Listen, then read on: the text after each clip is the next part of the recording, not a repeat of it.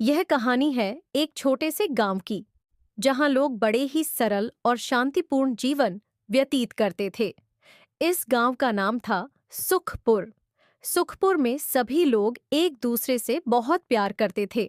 लेकिन एक दिन इस गांव में एक अजीब सी घटना घटी, जिसने सभी को चौंका दिया। एक दिन गांव के एक छोटे से बच्चे, जिसका नाम मोहन था, ने गांव के बाहर एक अजीब सा बर्गर देखा। श्यामपालम, वह बर्गर बिल्कुल साधारण नहीं था। वह बर्गर चमचमा रहा था और उसमें से रंग बिरंगी रोशनी निकल रही थी। मोहन ने बर्गर को उठाया और घर ले आया। जब उसने बर्गर को घर लाया तो उसकी माँ ने उसे देखा और डर गई। उसने मोहन से कहा, ये बर्गर कहाँ से लाए हो बेटा? माँ, यह बर्गर मैंने गांव के बाहर पाया। ये बहुत ही चमचमाता और अजीब है। इसे तुरंत वापस ले जाओ। ये किसी जादू का बर्गर लग रहा है। मोहन ने सोचा, क्या वास्तव में यह जादुई बर्गर हो सकता है? उसने सोचा कि क्यों ना इस बर्गर को छक्कर देखा जाए। जैसे ही उसने बर्गर को खाया, वह अचानक गायब हो गया और एक अजीब सी जगह पर पहुंच गया। वहां चारों ओर रंग बिरंगी रोशनी थी और बहुत सारी जादुई चीजें थीं। वहां एक जादूगर खड़ा था, जिसने कहा, स्वागत है मोहन।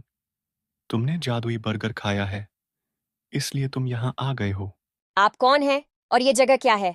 मैं इस जादुई दुनिया का रक्षक हूँ। यह जगह सभी जादुई चीजों से भरी है। यह झरीलो ये छड़ी तुम्हें किसी भी मुसीबत से बचा सकती है। लेकिन याद रखना, इसका उपयोग केवल अच्छे कामों के लिए ही करना। अब तुम्हें यहाँ से बाहर निकलने के लिए 3 कठिन परीक्षाओं को पार करना होगा। ठीक है, मैं तैयार हूँ। पहली परीक्षा थी एक गहरे जंगल में जाना और वहां से जादुई फूल लाना। मोहन ने छड़ी का उपयोग करके खुद को सुरक्षित रखा और जंगल में गया। वहां उसने विभिन्न जानवरों और राक्षसों का सामना किया, लेकिन उसने हार नहीं मानी। अंततः उसने जादुई फूल पाया और उसे लेकर वापस आया। दूसरी परीक्षा थी एक विशाल नदी को पार करना।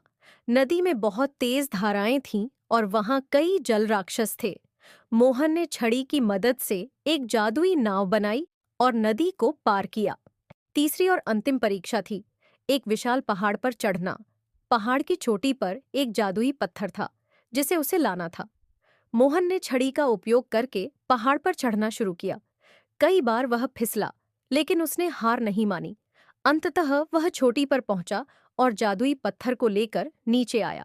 जादूगर ने मोहन को बधाई दी और कहा, तुमने सभी परीक्षाओं को सफलतापूर्वक पार कर लिया है। अब तुम्हें वापस अपने गांव भेजा जा रहा है। मोहन ने आंखें खोलीं और देखा कि वह अपने गांव में था। उसके हाथ में जादुई छड़ी और जादुई फूल था। उसने अपनी माँ को सब कुछ बताया और कहा, माँ, अब मैं जादूगर बन गया हूँ। उसकी माँ ने उसे गले लगाया और कहा, मेरा बेटा सबसे बहादुर है। इस घटना के बाद मोहन ने अपने जादू का उपयोग केवल अच्छे कामों के लिए किया। उसने गांव की हर समस्या को हल किया और सभी को खुशी दी।